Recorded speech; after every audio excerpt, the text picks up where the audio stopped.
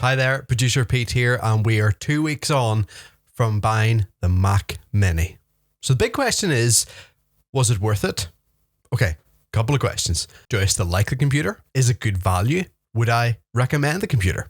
The answer to all of those is yes. First off, so far within the first 2 weeks, the performance of the M1 chip has just been amazing. It has worked exactly how I wanted it to.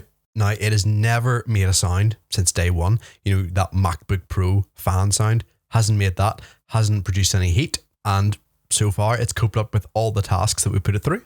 So what I would say is so far, so good. I mean, without speaking too soon, let's just jump right in. Let's open every application that we can think of and let's test it to the limit. As you can see on the screen, we have Audition running. That's where we are recording the audio at the minute. Let's open up a few applications then, see how it goes. So let's open Premiere Pro. Let's throw in some of that 4K footage that we just shot. All right, so there's the 4K footage. Right, before we go back to there, let's open Logic Pro. We've opened one of the sample projects here. We'll give that a play. We'll just play that in the background. Open new tab. Open new tab. Open new tab. And open new tab. Okay, let's do 5 of them. So all 5 are playing the same YouTube video. Okay, so all 5 then are running and all 5 are playing. So let's go back to Premiere Pro and let's mess about with this then. Let's see, our Logic is still playing away there. And we're adding some of this 4K footage. It's playing away in real time. It's fine. We're going to do a few cuts of that. We'll go back and forth. We'll hit play. It's fine. And let's layer some more videos on top of that. So we're layering 4K on top of 4K on top of 4K. There's 4 layers of 4K. All playing away very smoothly.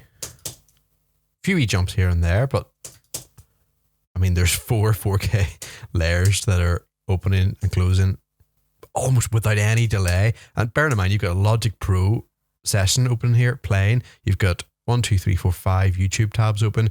You've also got Audition, which is recording away there as well. What else can I do to prove it? And in the background, I hear no fan noise.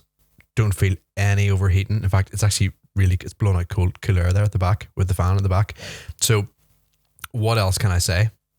The big question is 8 gigabytes enough? Obviously, you can go up to the 16. And once you buy the 8 gigabyte, you can't upgrade. So what I would say is, yes, 8 gigabytes is enough. But if you do have the budget to go up and upgrade, I think it's an extra £200 to get the 16 gig.